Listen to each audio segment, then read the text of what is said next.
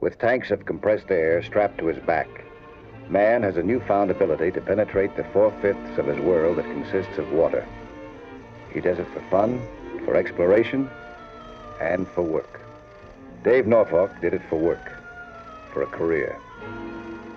He was an underwater maintenance man for 20 miles of submarine cable. Armed with a compact induction device, he checked his cable for wear and tear, for corrosion and decay.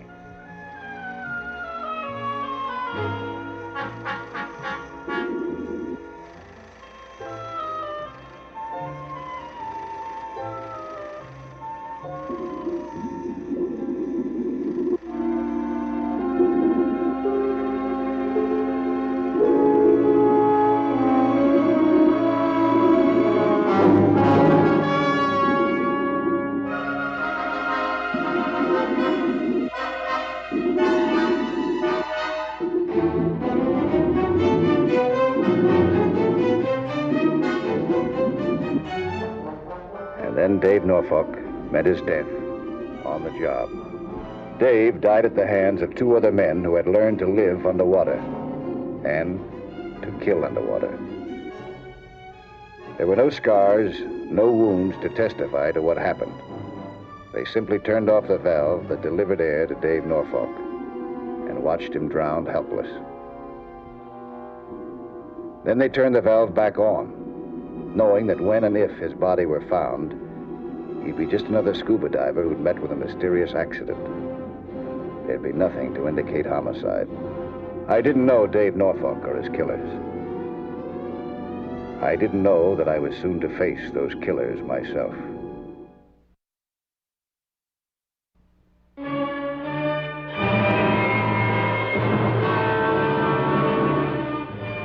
I learned about Dave Norfolk's disappearance a few days later from a man named Victor Halstaff, who looked me up at work. Halstaff was an official of the company which maintained the cable and employed Norfolk.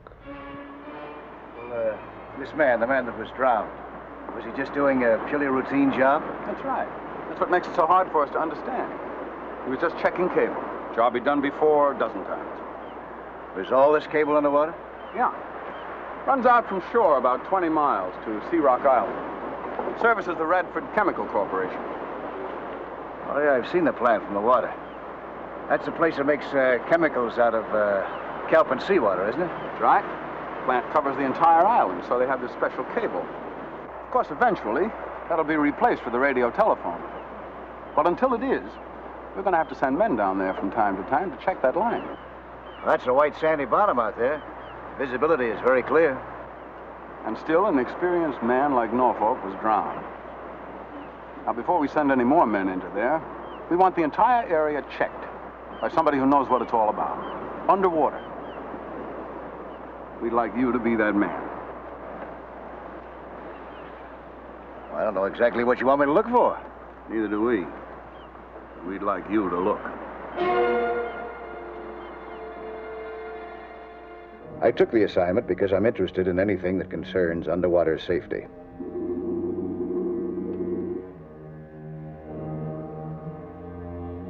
My first approach was to retrace Dave Norfolk's route the day he disappeared.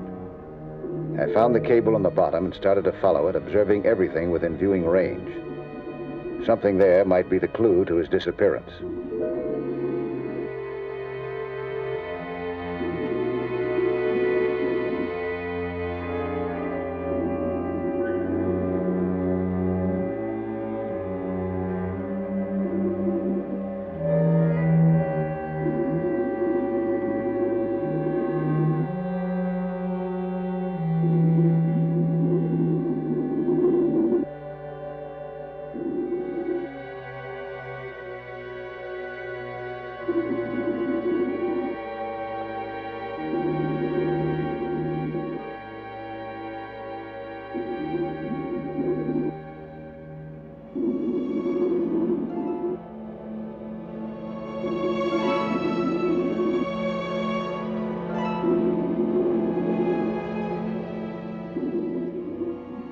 A giant bat ray was following the same course from the opposite direction.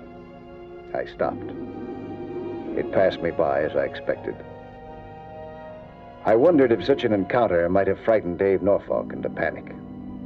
I couldn't know then that it was no native of the sea, but fellow human beings who had doomed him.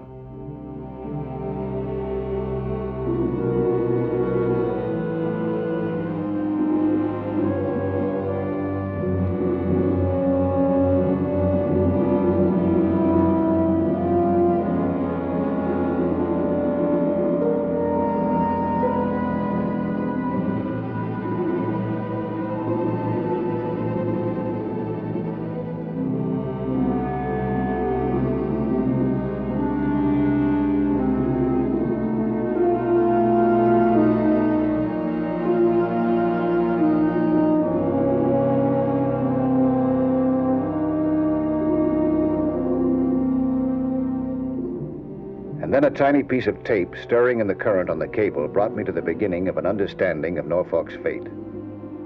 It had been wrapped around the cable recently.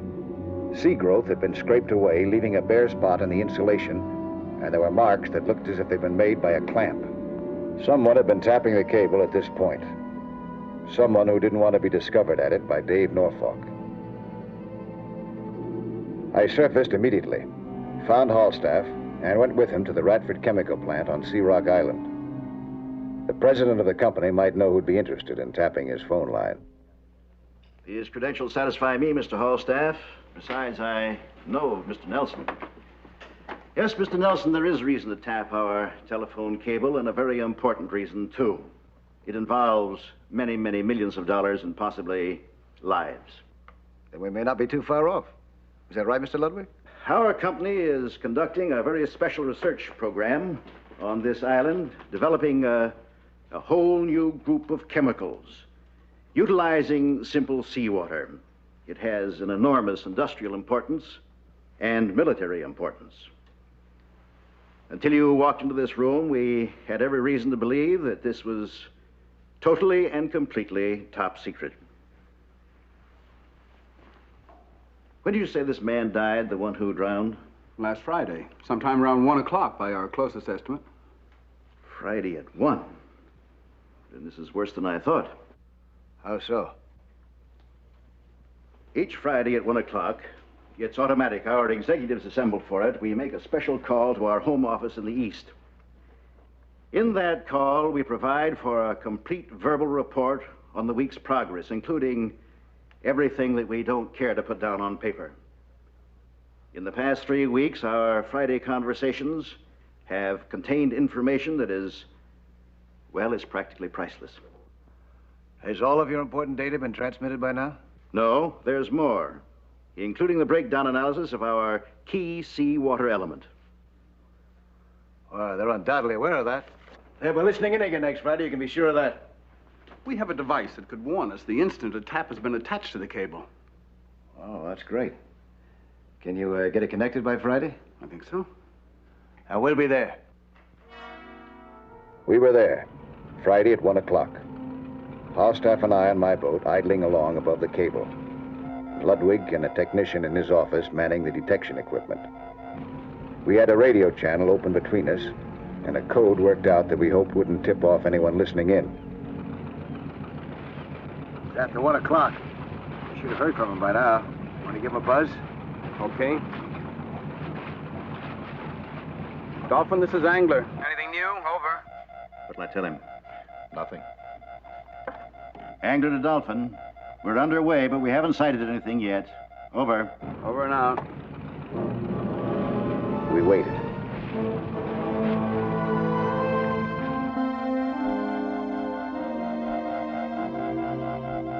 When Halstaff and I received the word that a tap was on, I was prepared to follow the route of the cable till we found another boat drifting above it.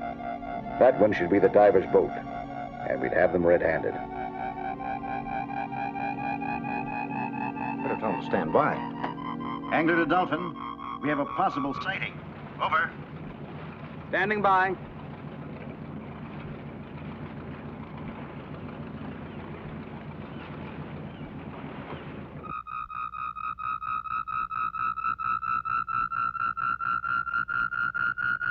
This is it. Hello, Dolphin. We have a positive sighting. A large school of tuna. Over. Roger, over and out. A large school of tuna. That was our code for a sure tap. We took off at full speed.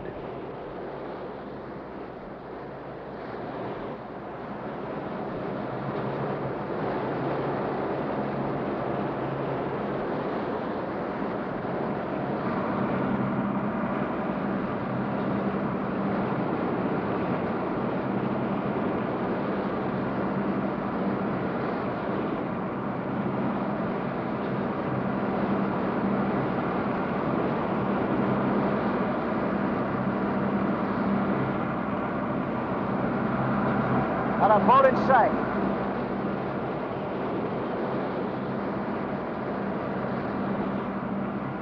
Full speed wasn't fast enough, for it soon became apparent there was no other boat to find. We searched the empty horizon in vain. We had the entire sea to ourselves. Whoever was tapping that cable below us had reached it some other way.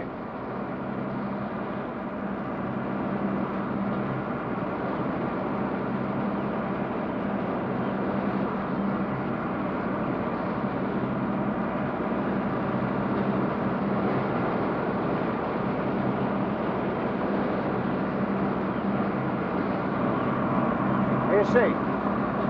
Not a thing.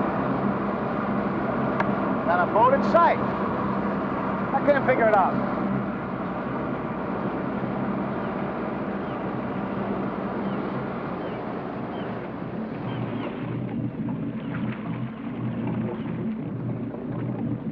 It was right about in here that I found that tap on the cable. I think we're gonna take a look, huh? Good idea. Take over the wheel, will you?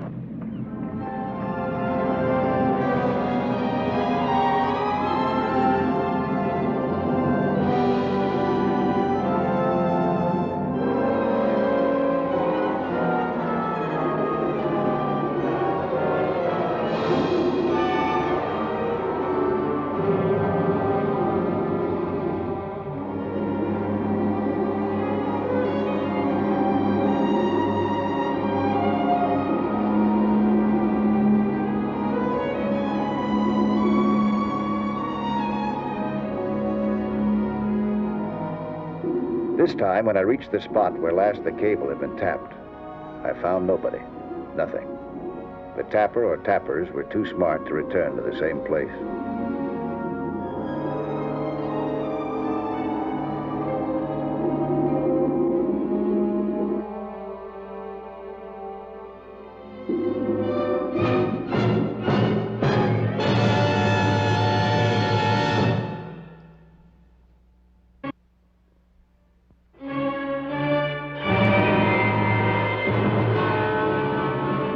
I wasn't able to find the divers who were tapping top-secret telephone communications along an underwater cable.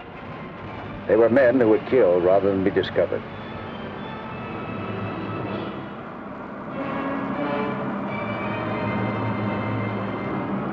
There was nothing to do but return to shore and plan our next move, even while the wiretap continued somewhere out of sight below us.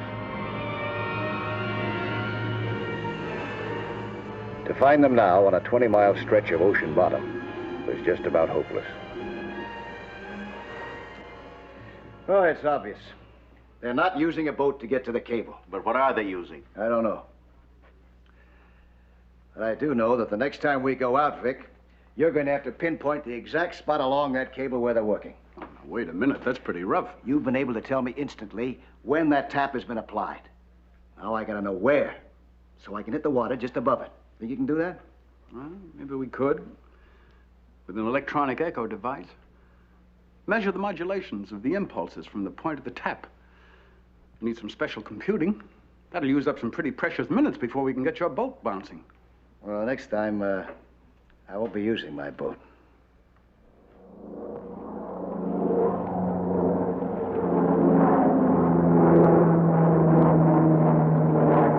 The next time, I was up in an Avalon Airlines amphibian, piloted by my friend Dick Talbot. Halstaff, Ludwig, and the technician monitored the detection equipment. A flash from them, and I could be landed anywhere along that 20-mile stretch in a matter of minutes.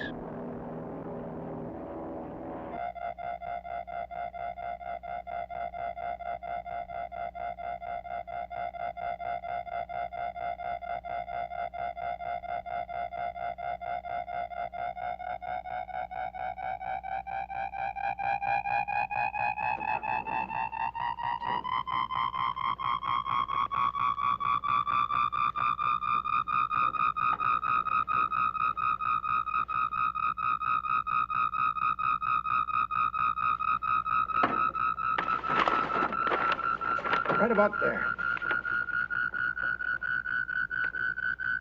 Hello, Dolphin. Positive sighting at coordinates 117523.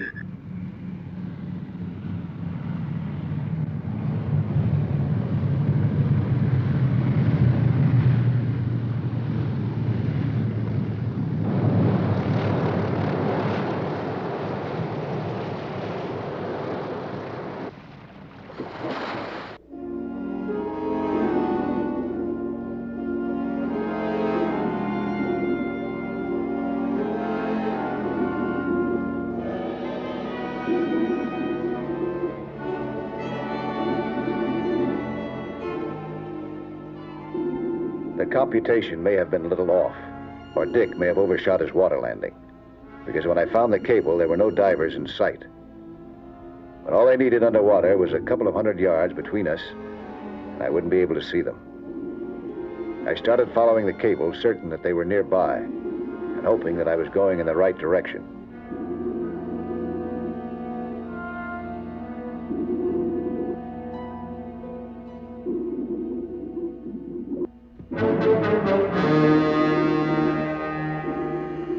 And there they were, listening in all right with a device that I'd never seen before, and recording the conversation on a tiny, waterproof wire recorder. There were two of them to one of me. I knew now that they were the killers. I had to take them by surprise.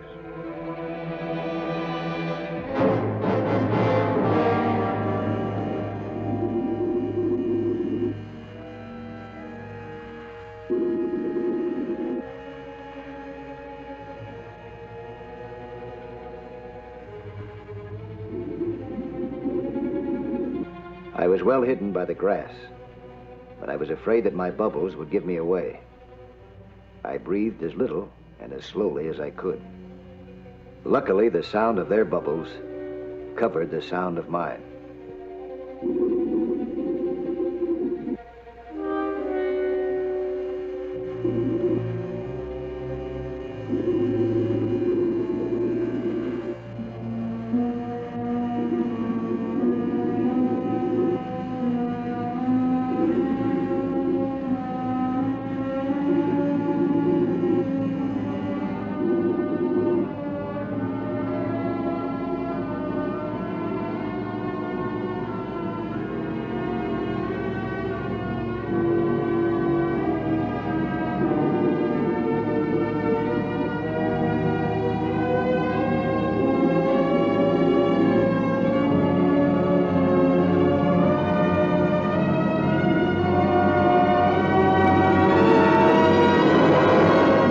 I cut the first man's air hose. That put him out of business fast and left me free to meet the second man on even terms. But the second diver didn't wait.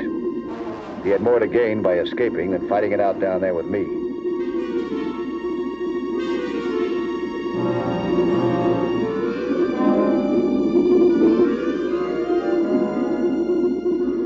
By the time I spotted him, he had an almost impossible head start on me. Still, knowing that Dick on the surface would take care of the first man when he came up for air, I went after his buddy. I lost him completely for a time, but his direction was generally back toward Sea Rock Island, so I kept swimming that way and desperately hoped for a glimpse of him.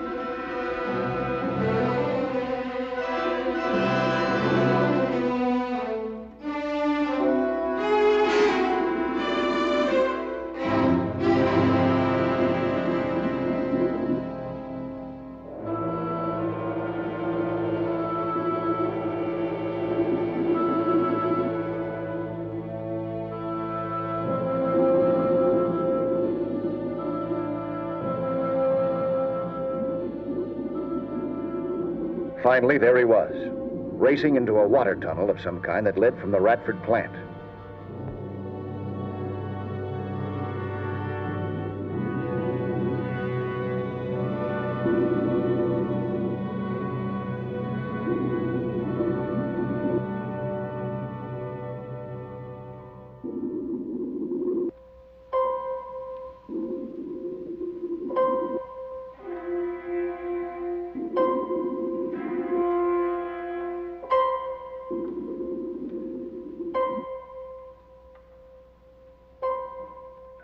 Now I knew how the divers had reached the cable without being discovered. They had come from the plant itself.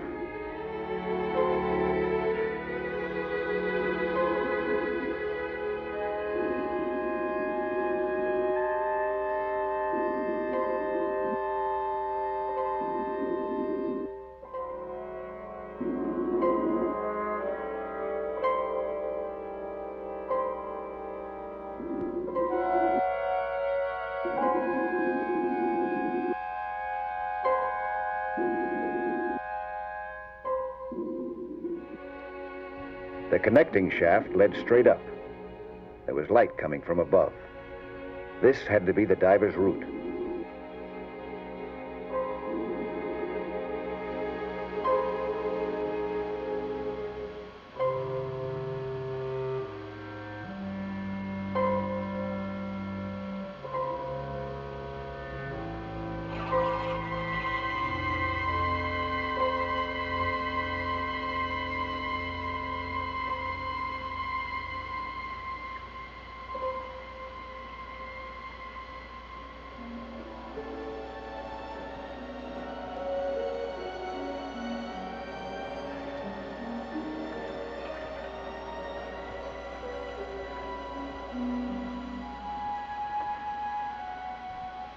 The first thing that I was aware of when I came out of the water was the sound of turbines or generators nearby.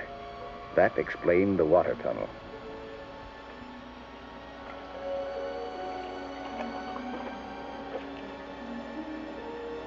I saw his tanks and diving equipment still dripping on the floor.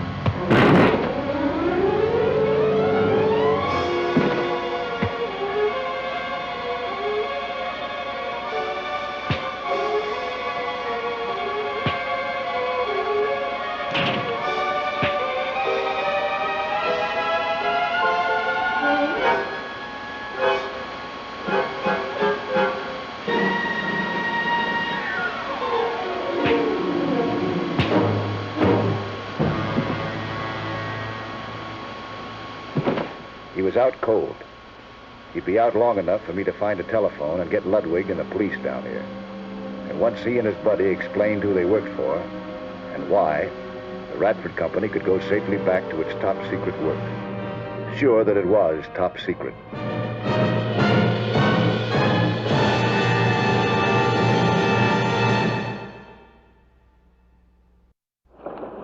Hi, I'm Lloyd Bridges, inviting you to join us for another action-packed story of underwater adventure 1 week from today.